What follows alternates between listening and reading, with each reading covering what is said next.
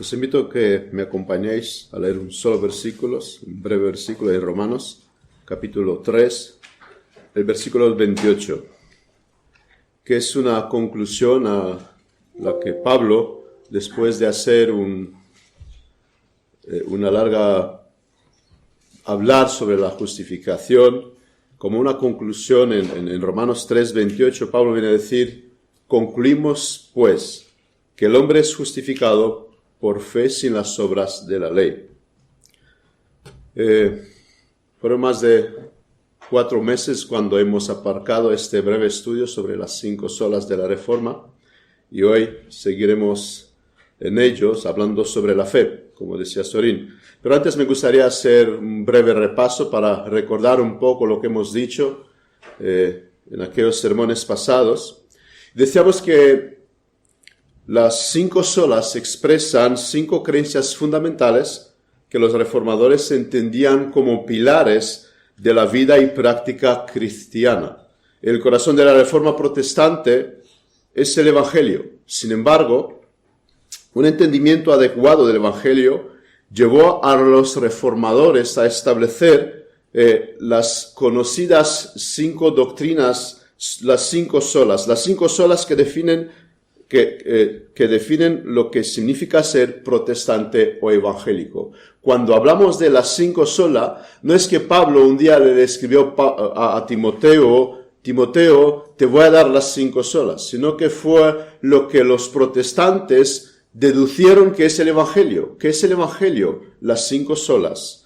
Y decíamos que fueron representadas como un edificio que tenía una base, que es la sola Escritura, la primera de las 5 solas. Luego tiene 3 pilares, que son la sola gracia, sola fe, solo Cristo, que sostiene el tejado, que es solo a Dios la gloria. Decíamos, cuando hablamos de la sola Escritura, y leíamos entonces en nuestra confesión de fe, que resumen, digamos, lo que hemos dicho, que son las únicas, toda suficiente, segura e infalible regla de conocimiento, fe, obediencia salvadora. Esa es la sola Escritura. También decimos que sola gracia es la doctrina que sostiene que la salvación viene solo por la gracia divina o gracia de Dios, es decir, por un favor inmerecido, no como algo que el pecador haya conseguido por sus propios méritos. Cuando nos referimos a la sola gracia, no solo decimos que Dios nos ofrece su misericordia, sino que Dios nos da lo contrario de lo que merecemos. La gracia de Dios. También hemos dicho en aquel entonces que no contradice lo que es la responsabilidad humana, y hemos hablado que estas dos verdades que parecen contradictorias se encuentran en las Escrituras. La Escritura habla de la responsabilidad humana tanto como la gracia de Dios, y que en las dos puede ser representada como unos raíles del tren que son como 2 vías que nunca se intersectan, pero las dos están en las Escrituras. No podemos hablar solo una dándole negligencia a la otra. Las 2 verdades están en las Escrituras. Bien, eso ha sido un breve repaso para recordar lo que hemos dicho. Para hoy entrar en nuestro tema, el segundo pilar, que es la sola fe. Sola fe. El hombre es justificado por Dios, como decía Pablo en este versículo que acabamos de citar, por la fe en Cristo Jesús. Y un pequeño matiz, sin la obra de la ley. Si hacemos una encuesta y preguntamos a las personas, ¿cuál piensas tú, a los cristianos, cuál piensas tú que es la mayor amenaza para el cristianismo? Probablemente algunos nos responderían que es la persecución. La persecución, si se desata, pues es una amenaza para el cristianismo. Pero podemos ver en el pasado que la persecución deja de manifiesto quién son los verdaderos creyentes. Y como se decía, la sangre de los martirios fue semilla para el Evangelio. Otros podríamos decir que es el Islam. Esta gente que viene y mata a los cristianos. Como decía en pasado cuando nos reuníamos por el café virtual, empecé a leer el Corán, de momento lo tengo también aparcado, pero cuando un creyente lee el Corán se da cuenta que es palabra de Dios, palabra de hombre. Tú puedes darte cuenta cuando lees la Escritura y cuando lees el Corán que es una gran diferencia, que no tiene nada que ver con lo que los creyentes leen la Biblia, con lo cual el Islam yo diría que tampoco es una amenaza para el cristianismo, para el Evangelio. Otros podrían contestar que el mundo nos atrapa y lo que hay en el mundo, pero déjame decir que yo creo que la respuesta correcta no es nada de todo esto. La respuesta es que la mayor amenaza para el Evangelio, para el cristianismo, viene de dentro. El peor enemigo está dentro de la iglesia. Y en Hechos 20:29, Pablo decía esto: porque yo sé que después de mi partida entrarán en el medio de vosotros lobos rapaces que no perdonarán el rebaño. Hoy en día hay cada vez más falsos maestros. Hoy en día hay cada vez más nuevas enseñanzas, más nuevas desviaciones. El mundo cristiano está formado de diversos colores, de multitudes de colores. Y la raíz de todo esto es la falta de conocimiento, es la ignorancia, es la falta de saber lo que la Escritura enseña. Se llega a mezclar verdades con mentiras y los hombres se desvían del camino de la salvación. Pablo dice en Romanos 10:3, porque ignorando la justicia de Dios y procurando establecer la suya propia, no se han sujetado a la justicia de Dios. O sea, que el peor enemigo para el Evangelio, para el cristianismo hoy en día, no es de fuera, sino que está de dentro. Todos hemos escuchado este argumento que nos los plantean los hombres. Hay tantas religiones, ¿cuál es la verdadera? Cuando tú hablas con un hombre que no quiere abrazar el Evangelio, él te preguntará: bien, ¿y cómo sabes que la tuya es la religión verdadera? Porque hay tantas religiones en el mundo. Pero este planteamiento está un poco mal, porque en realidad en el mundo hay solo 2 religiones. No hay tantas religiones. Una de ellas es la de las obras. Tú tienes que hacer para ganar el perdón de Dios. Tú tienes que trabajar, esforzarte, hacer obras para que Dios te dé el perdón. Y en esto se encuentra todas las religiones que hay en el mundo. La religión de las obras. Y la otra es la bíblica, que es de la fe. Dios salva al pecador. La primera es el hombre tratando de salvarse y la segunda es Dios salvando el hombre. Con lo cual el peor enemigo para la fe es cuando el único camino de la salvación se corrompe. Cuando antes del camino que lleva a la salvación, que la gente piensa que es el camino correcto, se pone el letrero Cristo, pero no es en realidad el camino que lleva a la salvación.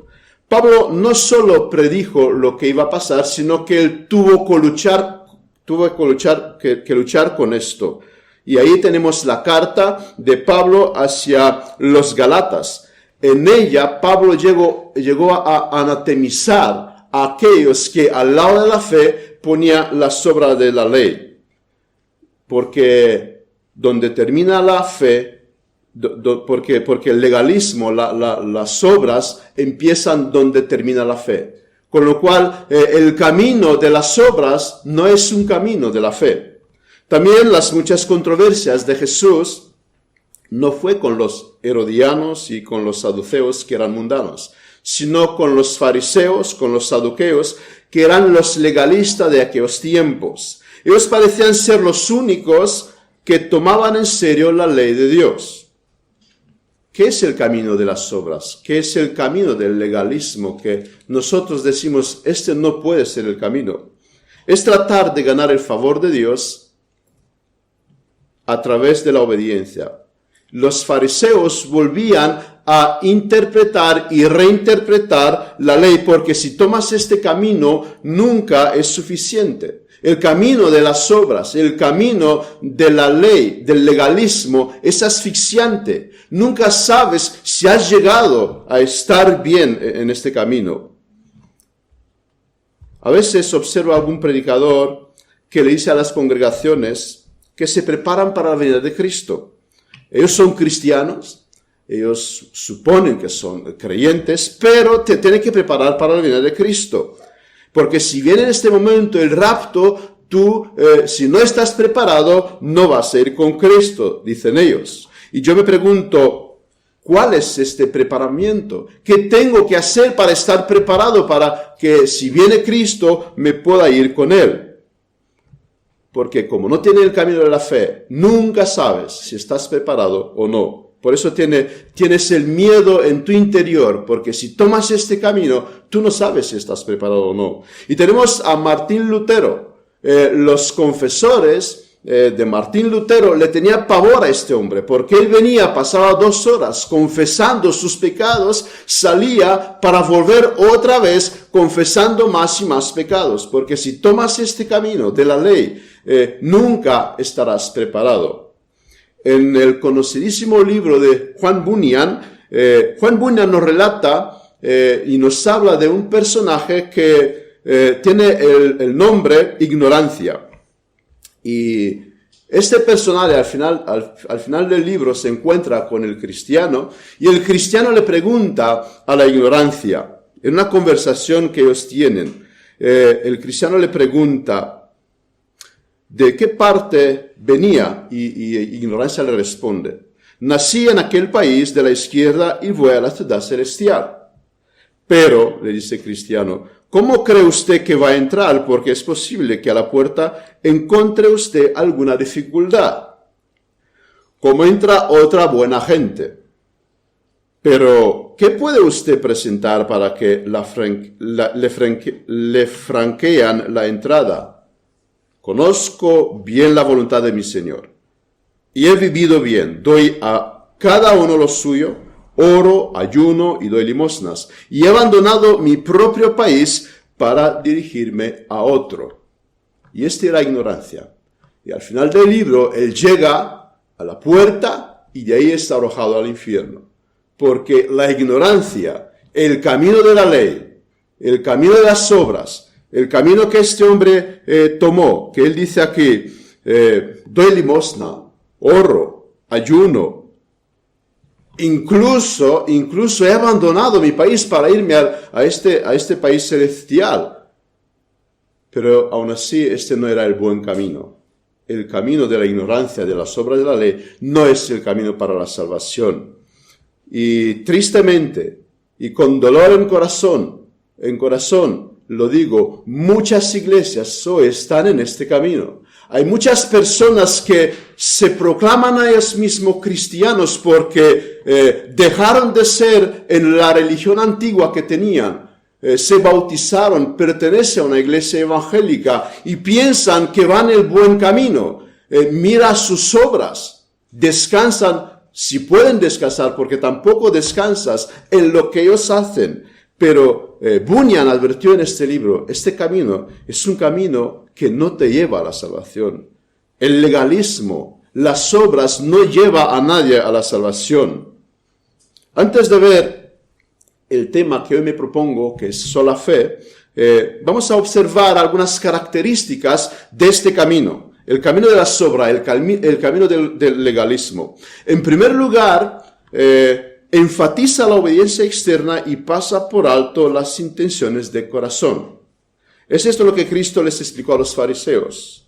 No solo acostarte con una mujer es adulterio, sino mirar también con lujuria, cosas que los legalistas no entienden. O no quitarle la vida a una persona es asesinato, sino odiar en tu corazón. O no atracar bancos es robar, sino no pagar tus impuestos. Porque cuando uno toma este camino del legalismo, él mira solo la obediencia externa. De nada sirve venir a la iglesia, alimentarte de la cena del Señor, si no te alimentas de Cristo. De nada sirve bautizarte en agua si no fuiste bautizado con el Espíritu. De nada sirve traer tu cuerpo a la iglesia, lo que hacen los legalistas, si no traes tu corazón y tu mente en el momento que aquí se reúne la iglesia de Dios.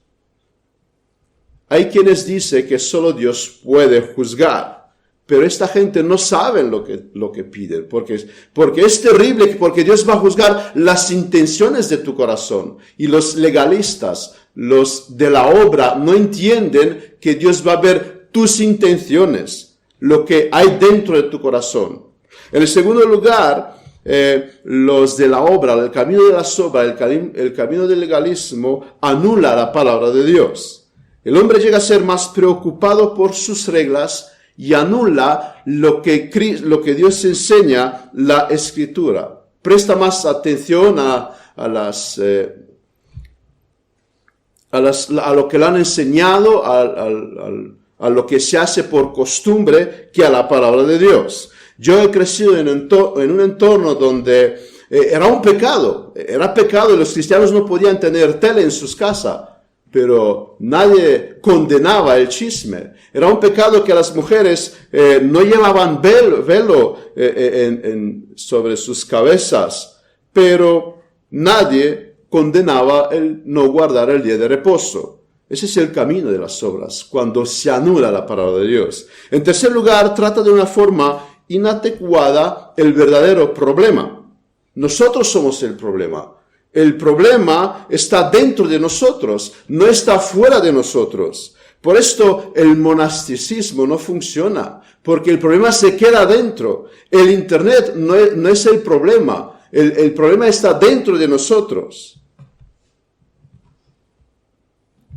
Ninguna práctica puede solucionar esto, al no ser que hay una regeneración en el corazón, que Dios lo actúa, que Dios lo hace. Por nada sirven las reglas, al menos que una obra de gracia hay en el corazón de la persona. En el cuarto lugar, el legalista, el de las obras, no descansa por la fe en Dios. Él rechaza el único medio que Dios estableció para la salvación. Después de una larga época de oscuridad, en su providencia Dios Dios obra en el corazón de este hombre, Martín Lutero, y él observa en la Escritura esta gran enseñanza: la salvación es por la fe. ¿Y qué piensas que hicieron los legalistas? ¿Qué piensas que hicieron los que tenían este camino de la obras? Si la providencia de Dios no lo impediría, lo matarían. En quinto lugar, nos hacen inseguros y orgullosos en el mismo tiempo. Hipercríticos y arrogantes. Nos alejas de Jesús. He hablado con personas que son así, y ellos no tienen seguridad en sus corazones, pero aún así se creen mejor que tú. En nuestro día, la moda, la cultura, las reglas, tiene que decir incluso más de lo que la Biblia dice. Yo cuando era niño, era otra forma de adoración. Hoy es totalmente diferente. ¿Pensáis que esto ha sido porque se han escudriñado las Escrituras? ¿Pensáis que lo que hoy en las iglesias es como culto de adoración es diferente de los años pasados porque se han escudriñado las Escrituras? No. Es porque la moda. La moda dicta el paso en las iglesias, y eso es terrible. Parte de la controversia del siglo XVI fue sobre la justificación. La justificación, cuando decimos justificación, nos referimos al acto por el cual Dios declara justo a los pecadores. Y parte del debate fue: ¿cuál es la causa o cuál es el instrumento por el cual Dios declara a un pecador justo delante de él, perdonado? La Iglesia de Roma decía que en el bautismo el alma recibe la gracia de Dios. Él entra en la gracia de Dios. Ahora, este estado de gracia se mantiene hasta que esta persona comete un pecado mortal, llamado mortal porque mata la gracia que hay en el hombre. Por esto una persona puede tener fe, pero al cometer este pecado mortal, cae de la gracia. Es lo que decía en la Iglesia Católica. Por esto, para que esta persona pueda volver de nuevo a estado de gracia, tenían que pasar por lo que el Concilio de Trento llamó la segunda tabla de la justificación. Eso es definida por la Iglesia como el sacramento de la penitencia. O sea, un hombre que cometió pecado mortal tenía que confesarse delante de un sacerdote, recibir la absolución sacerdotal y realizar obra de satisfacción. Los reformadores dijeron no. La causa instrumental de la justificación es la fe. La fe es el medio por el cual la justicia de Cristo nos es dada. Y esto fue el debate del siglo XVI. La doctrina católica enseñaba que la justificación es en base al sacrificio de Cristo, pero yo tengo que cooperar para que con lo que Cristo ha hecho, con lo que yo hago, llego a ser justo. Por esto la doctrina del purgatorio. Si no he terminado aquí en esta tierra, lo seguiré haciendo en el purgatorio. Pero ¿acaso de otra forma esta no es también enseñanza evangélica hoy en nuestros días? No se enseña que Dios está a la puerta golpeando a tu corazón. Ahora tú tienes que abrir la puerta. Dios hizo tu parte, ahora tú tienes que hacer tu parte. O sea, tú tienes que colaborar con la gracia de Dios. No somos católicos, pero el mundo evangélico tiene casi la misma doctrina evangélica. Tú tienes que trabajar con la gracia de Dios, si no, te vas a perder. Los protestantes, los del siglo XVI, el movimiento protestante, dijo que Dios justifica a los que tienen la fe por la imputación. Se trata de una transferencia de la cuenta de Cristo a otra persona, a nosotros. La justicia de Jesús es transferida ante los ojos de Dios al creyente. Y este concepto de imputación pues tenían dos dimensiones. En primer lugar, es esencial porque cuando Cristo muere en la cruz, muere como un sustituto por nosotros, como el Cordero sin mancha. Él paga en nuestro lugar con su muerte. Pero también en la otra dimensión es que cuando Cristo muere, Él que alcanzó la perfecta justicia, nos la imputa a nosotros pecadores, y Él no solo murió por nosotros, sino que Él vivió por nosotros. Y como decía Sorin antes, Cristo es el segundo Adán. Si el primero Adán nos trajo en la caída y nosotros siendo descendientes del Adán somos condenados, el segundo Adán, que es Cristo, nos trae salvación. Por esto la salvación es 100% atada de Cristo, es solo por Cristo, solo por gracia, solo por fe. No es que nosotros podamos haber hecho algo para recibir, para merecer este perdón de Dios. Ahora bien, ¿cómo llego yo a ser beneficiario de transferir mis pecados a Cristo y que Él me transfiere su vida justa? O sea, ¿qué se pide de mí para que yo reciba esto? La respuesta es por la fe. Como cristianos, esperamos llegar al cielo. La Biblia advierte de que muchos que piensan ir al cielo no van a llegar. Como cristianos sabemos que nuestra entrada es a través de Cristo. La pregunta es, ¿qué hace la diferencia de que de la misma iglesia unos se salvan y otros no se salvan? ¿Qué necesito yo hacer o tener para estar seguro de entrar en el reino de los cielos? La respuesta es muy sencilla. Fe. Y para ser un poco más concreto, sola fe. Por esto vamos a ver en este sermón tres aspectos de la fe. En primer lugar, vamos a observar la importancia de este principio sola fe. En segundo lugar, vamos a ver algunas desviaciones de este principio para que al final podamos observar lo que no significa este principio. Por lo tanto, vamos a ver el primer punto, la importancia de este principio. Como hemos dicho en varias ocasiones, toda cristiandad aceptaría los 5 principios si se les quitaría de delante la palabra sola. Todo cristiano está de acuerdo que la Escritura enseña que la salvación es por la fe. Lo que todo cristiano no está de acuerdo, que la salvación es por la sola fe. Ahora bien, ¿debe ser este un problema? Este pequeño matiz no nos tenía que unirnos con los católicos, con aquellos que no comparten esta enseñanza. Si alguno tiene fe, se salvará. ¿Qué más da si al lado de la fe le añade otras cosas? Podemos pasarlo por alto y unirnos con ellos. Es importante este pequeño matiz.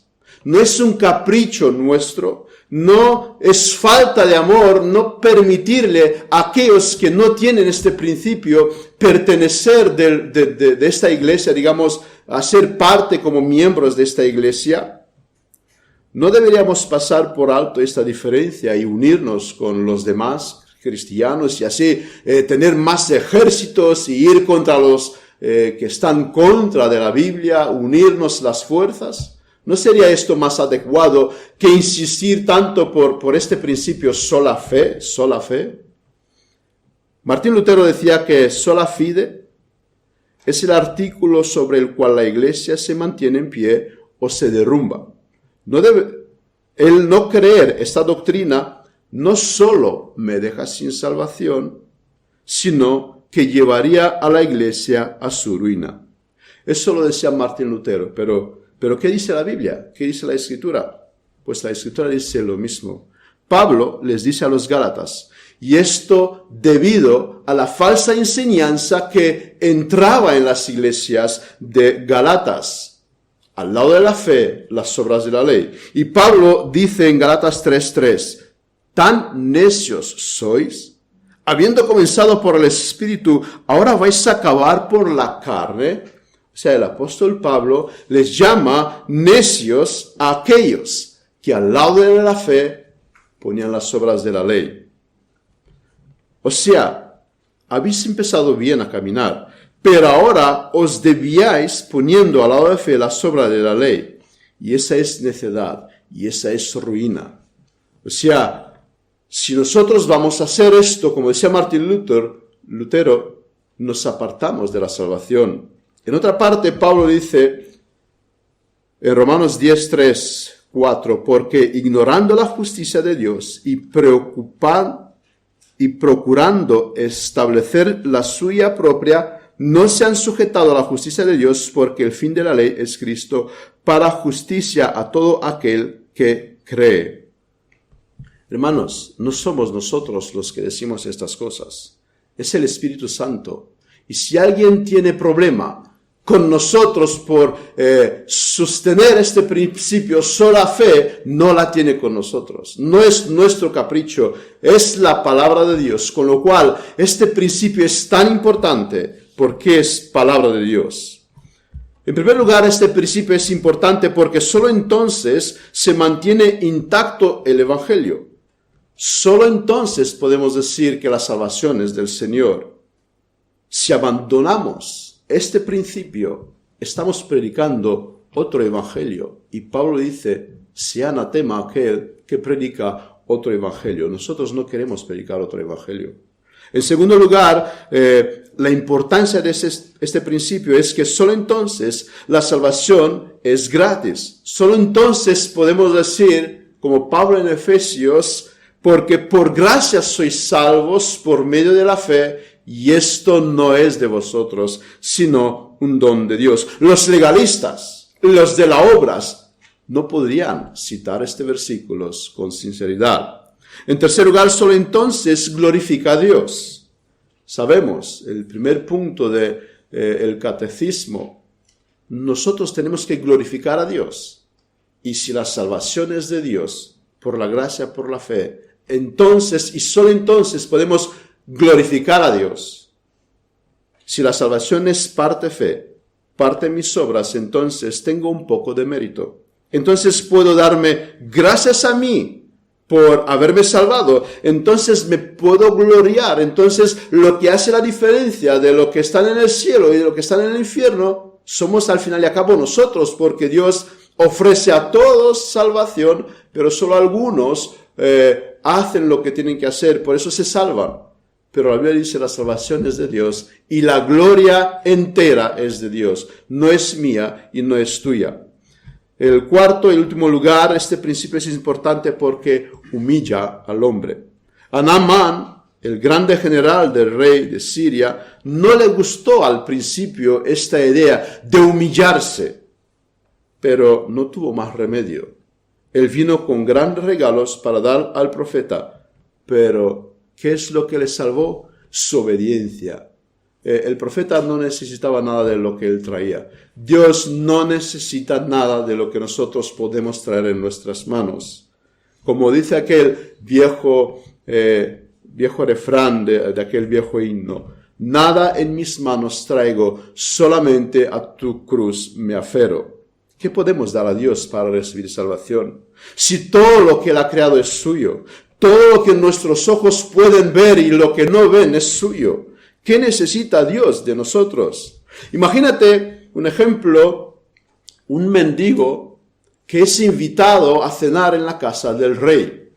Y este mendigo dice, bueno, qué bueno que el rey me invita a cenar en su casa, pero para ayudar un poco con la cena, voy a traer un poco de pan que yo lo tengo aquí, es un poco bastante duro, que lleva 4 o 5 días, pero de esa forma participo un poco a la cena que el rey me invita. Y él viene en la casa del rey y pone su pan en la mesa. ¿Crees que el rey va a comer de este pan?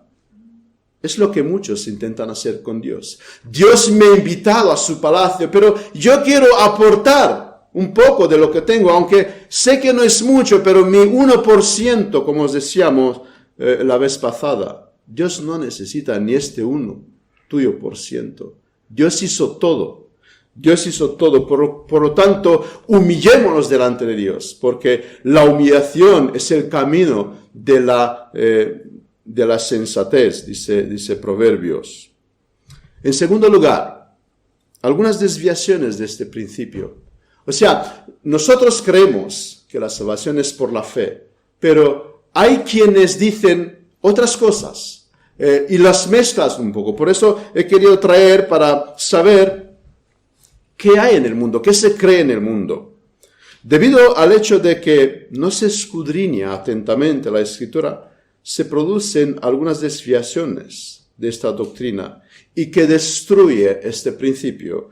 Uno de ellos es la fe más tu voluntad, como decíamos antes. Creo que todos aquí hemos escuchado, tú tienes que querer. Está en tu voluntad, Dios hizo su parte, tú tienes que hacer la tuya. Ellos dicen que primero tienes que creer para luego ser nacido de nuevo.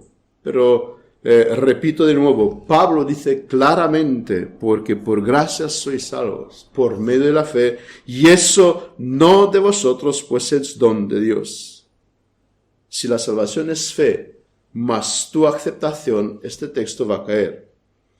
En segundo lugar, por la fe, pero se mantiene por obras. Hay quien lo dice. Bien, hemos creído en Cristo, pero ahora tenemos que hacer obras para mantenernos, si no, nos vamos a perder. Ellos dicen que tú te salvaste, pero tienes que mantenerte en los brazos del Señor. Tú tienes que orar, leer la Escritura, ofrendar, venir a la iglesia.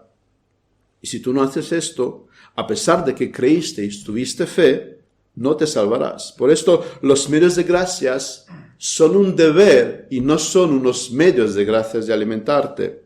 Tus obras son como un pago que tú le das a Dios para darte la salvación, no como un agradecimiento porque Él te salvó. No queremos decir que las obras no son importantes, y esto lo voy a tratar un poquito más adelante. En tercer lugar, hay otra desviación, es que por la fe, dicen ellos, pero si viene el rapto, se irán solo los que son preparados. Ahora, para aclarar, nosotros no creemos en un rapto como muchas personas creen, que va a venir un tiempo donde la iglesia se va al cielo, va a haber una época en el mundo y donde va a pasar todo lo que Apocalipsis enseña, y luego vendrá Cristo y se terminará el mundo. Nosotros no creemos esto. Pero en fin, ellos piensan que la cristiandad hoy en día está esperando el rapto, el famoso rapto, y si tú no estás preparado, aunque tienes fe, aunque eres cristiano, tú no vas a ir al cielo. Cristo, como una paréntesis aquí, habló de 2 siglos, el presente y el venidero. Y yo me pregunto, si eso es así, ¿dónde incluimos este periodo cuando la iglesia está en el cielo? Y todavía hay historia en la tierra. ¿Este qué siglo será? ¿El presente o el venidero? Porque yo no lo encuentro en ninguno de estos dos. Pero eso es como una paréntesis. Abunden estos mensajes. De hecho, alguien observaba, si tú vas a buscar sermones sobre Apocalipsis de esta forma, vas a ver que muchos visitan estas predicaciones, estos sermones. Ahora, si tú vas a buscar un sermón sobre la enseñanza bíblica, sobre la fe, sobre la obediencia, sobre la ley de Dios, pocas visitas. Abunden aquellos que buscan estudios sobre Apocalipsis y un montón de cosas. Eso demuestra la falta de entendimiento y del Evangelio. Ellos se preparan y nunca son preparados. Me pregunto, ¿en qué consta esta preparación? Ellos dicen, nos tenemos que preparar y nos tenemos que preparar. Yo le pregunto, ¿tú estás preparado? No, pero tenemos que prepararnos. Tenemos que prepararnos. Hay un test que tú lo puedes hacer a ti mismo para saber, ¿estoy preparado para irme al cielo, para morir o no? La Escritura nos enseña que no los que tienen mucha fe se salvan, sino también que los de la poca fe se salvan. No estás preparado si ayunas más de 2 veces al día, o si lees tu Escritura 1 hora, o si oras más de 1 hora. Si tú realmente creíste en Cristo, si tú realmente pasaste por la obra de regeneración, por haber creído con todo tu corazón en Cristo, una obra de gracia tuvo lugar en tu corazón, desde aquel momento tú estás preparado para morir. La preparación no es lo que nosotros vamos a hacer, sino que cuando Cristo nos da vida, somos preparados para ir al cielo. Cristo dice, la vida eterna es esta, que te conozca a ti y al único Hijo que tú has mandado. ¿Cuándo empieza la vida eterna? Cuando tú y yo conocemos a Dios. La vida eterna empieza cuando alguien coma de este pan que vino del cielo, cuando bebe de esta agua que vino del cielo, que es Cristo. El que come tiene la vida. ¿Cuándo empezamos a tener vida eterna? Cuando nos alimentamos de Cristo. No si vamos a ayunar 3 veces a la semana, sino cuando nos alimentamos de Cristo por la fe. Otra desviación es por la fe. Dicen ellos, pero habrá un juicio donde se establecerá si tus obras son suficientes para merecer o no el cielo. Por eso hay muchos cristianos que no gozan de la seguridad de la salvación. Ellos esperan el juicio para ver entonces si se han ganado o no la entrada en el cielo. Va a haber un juicio, pero para los impíos, para Dios condenarles por siempre al infierno. Y nosotros, los que hemos creído en Él, también vamos a pasar por un juicio, también tenemos un juicio, pero este juicio ya se celebró. Se celebró en Cristo hace 2000 años en la cruz. Ahí Dios juzgó nuestros pecados en Cristo. Es verdad que va a haber un juicio. Dios va a juzgar el mundo, pero a los cristianos ya lo juzgó hace 2000 años en Cristo, cuando Él recibió la ira de Dios que tenía que caer sobre nosotros. Por lo tanto, hoy nosotros hemos pasado por este juicio donde alguien pagó en nuestro lugar, donde Cristo pagó en nuestro lugar. Por esto no tenemos miedo, no tenemos temor, porque si Dios castigó a su Hijo en nuestro lugar, no nos va a castigar a nosotros otra vez. Dios no es injusto como los hombres. A todas estas desviaciones los podemos refutar con muchos versículos bíblicos, pero vuelvo al de Efesios 2, 8, 9, que refutan a todos ellos por gracias, por medio de la fe. Y eso no es de vosotros. Es una pena ver que desde muchos púlpitos hoy en día se predica tales enseñanzas. Maestros que hoy te manda al cielo para que mañana te va a mandar al infierno. Y si se despierta bien por la mañana, otra vez vas a ir al cielo. Maestros que hoy te aman y mañana eres un impío. Maestros que me temo que no solo que no conocen el Evangelio, sino que nunca fueron cambiados por el Evangelio. Porque si alguien es cambiado por el Evangelio, empieza a entenderlo, empieza a entender lo que Dios ha dicho. Y en el tercer lugar, el último, cuando hablamos de la sola fe, cuando decimos que la salvación es por la sola fe, no queremos decir algunas cosas, como algunos nos quieren acusar. No queremos decir en primer lugar que las obras no son importantes. Santiago, en capítulo 2, versículo 17, así también la fe, si no tiene obras, es muerta en sí misma. Luego sigue hablando de la santificación, apuntando que donde hay fe, debe haber obras. Y que las obras son la evidencia de la fe. Donde hay fe salvadora, debe haber frutos de santificación. Donde no hay santificación es porque ahí no hay fe. Ahora bien, ¿qué son las obras? ¿A qué nos referimos cuando hablamos de las obras? Y desde este púlpito se habló. Quería mencionar que en el mundo las personas hacen obras caritativas. Muchos ateos están implicados en labores sociales, de ayuda social. Grandes fortunas son donadas de personas que no creen en Dios. ¿Son estas las obras de las que Santiago hablan aquí? Pedro, en 1 Pedro 2, 11, 12, amados, yo os ruego como a extranjeros y peregrinos que os abstengáis de los deseos carnales, que batalla contra el alma, manteniendo buena vuestra manera de vivir entre los gentiles, para que en lo que murmuran de vosotros como de malhechores, glorifiquen a Dios en el día de la visitación, al considerar vuestras buenas obras. ¿Qué son las buenas obras? Pedro nos dice, son aquellas obras que cuando los impíos lo van a ver, van a glorificar a Dios. Una pregunta, ¿glorifica la gente a Dios cuando ve lo que Billy Gates ha donado por no sé qué causas? Esas no son buenas obras, dice Pedro. Son aquellas que los impíos glorifican a Dios cuando te ve a ti haciéndolas. Los impíos hacen obras para recibir aplausos, para sentirse bien con ellos mismos, pero eso no son buenas obras, sino son aquellas abstengaciones de los deseos carnales, para que otros cuando te vean a ti haciéndolas, glorifiquen a Dios. En el Evangelio encontramos una historia de una viuda que donó 2 monedas al templo. Los fariseos donaban mucho más de esto. Pero Cristo dice que esta mujer donó más que ellos. ¿Por qué? Porque la motivación del corazón es lo que hace que una obra sea buena o no. Los creyentes hacen obras para glorificar a Dios, para que Dios y nadie más lo sepa, por amor y agradecimiento a Dios. No lo hace para ser visto de otros. Poco les importa si otros lo han visto o no. Y también estas buenas obras son hechas en dependencia de Dios. Si alguien ha hecho algo, es porque ha sido en dependencia de Dios. No los podemos hacer por nosotros mismos.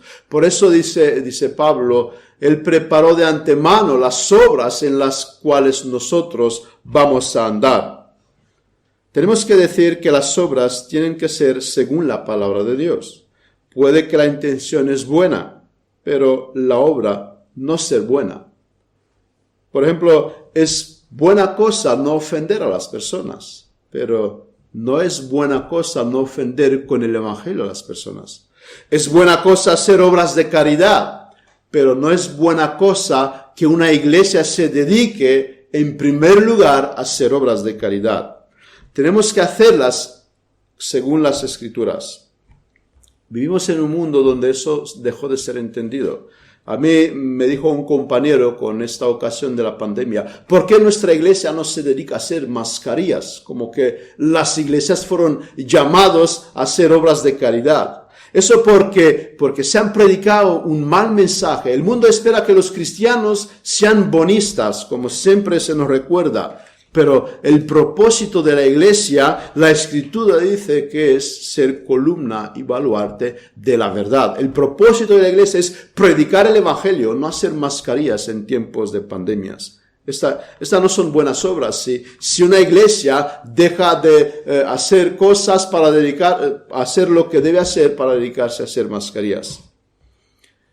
Otra cosa que no queremos decir cuando decimos que la salvación es por la fe, no queremos decir que la fe es un mérito. No decimos, como se dice muchas veces, Dios te pide dos cosas. Tú quieres ser salvo, Dios te pide dos cosas. Arrepiéntate y cree. Como que estas dos cosas son dos requisitos, dos méritos de que si tú lo haces, Dios en cambio te da la salvación. La fe no significa que es la única cosa hecha por el hombre. De hecho, no es producida por el hombre, sino que es un don de Dios. Venir con la fe es venir con las manos vacías. La fe no es un mérito. Nosotros estamos aquí no porque tenemos mérito de ser salvos, porque nosotros hemos puesto la fe, sino que también es un don de Dios. En tercer lugar, cuando decimos que creemos en la sola fe, no decimos que el hombre es inactivo. No decimos que la fe es de tal manera que yo caminaba un día por el parque y me vino la fe y desde entonces soy cristiano. Yo no hice nada, yo no tuve que hacer nada. De repente me golpeó la fe. Tampoco estamos diciendo esto. Antes de dar la fe, Dios empieza a trabajar en el corazón del hombre. El hombre empieza a ser atraído, convencido de su pecado, ver la necesidad de ser perdonado. El hombre clama a Dios por haber escuchado el evangelio. Pensemos en aquella historia de los israelitas en el desierto, cuando vinieron las serpientes venenosas. Tenían que morir porque han desobedecido a Dios. Nosotros somos ellos, teníamos que morir por nuestros pecados. Ahora, en su misericordia, Dios establece, aquel que mira a esta serpiente va a vivir. ¿Y qué tenían que hacer ellos? Mirar a Cristo. La fe es mirar a Cristo. La fe es mira a aquel que vino a morir por tus pecados. Con lo cual, lo que tú y yo tenemos que hacer es mirar a Cristo con fe. Es verdad que la fe es un don de Dios, pero es verdad también que tú tienes que mirar a Cristo. No estar inactivo. Tienes que mirar a Cristo. Con lo cual, si hoy estás escuchando este sermón y todavía no has conocido a Cristo, piensa en dos cosas y quiero que te quedes con dos cosas. La salvación es por sola fe, es verdad. Pero tú tienes que mirar a Cristo en segundo lugar. Y si tú no te vas a salvar porque no creíste en Cristo, es porque nunca miraste a Cristo. Si escuchas esas palabras, piénsalo que tu condenación se debe a ti porque no miraste a Cristo. Porque no miraste a Cristo. Por esto, nuestra salvación no puede tener ningún mérito. El hecho que miremos a Cristo no se considera como una obra que es recompensada con la salvación. No, el hecho que hemos mirado a Cristo no es recompensa que luego recibimos salvación. Tú y yo teníamos que morir porque fuimos mordidos por la serpiente, por nuestro pecado, por nuestra culpa. Pero en su misericordia, Dios levanta a aquel que nos pueda dar perdón y vida eterna, que es Cristo, que vino en semejante de aquel que trajo el pecado en el mundo, en semejante de hombre, para darnos salvación. En conclusión, hoy estamos aquí porque mañana queremos estar en el cielo. ¿Descansa nuestra esperanza de entrar en el cielo en Cristo por medio de la fe? Hay quienes dicen que Cristo no existió. A estos les digo que me expliquen entonces por qué la historia se divide en un antes de Cristo y en un después de Cristo. Y a lo que voy es, si tú pretendes tener fe, tienes que hablar de tu vida antes de tener fe y de tu vida después de tener fe. Tú no puedes decir que yo tengo fe, pero no puedes hablar del antes de tener fe y después de tener fe. Todo aquel que tiene fe sé de qué estoy hablando. Hermanos, pensemos en esta verdad que es tan trascendental. La salvación es por la fe. Descansemos en Cristo por la fe. Todos aquellos que conocieron estas verdades descansan en Él. Y yo invito a todos aquellos que todavía nunca descansan en Cristo por la fe, que lo piensen bien, porque no se sabe cuándo se presentarán delante de Dios. Y yo quiero que nadie de aquí presente, nadie que nos escucha, sea como aquel hombre del libro de Bunyan, llamado ignorancia. Dios nos dejó la Escritura. Y no seamos nosotros más inteligentes a cambiar esta Escritura. Aceptemos lo que Dios ha dicho. La salvación es gratis, es por la fe en Cristo y descansemos en ella. Vamos a terminar en oración.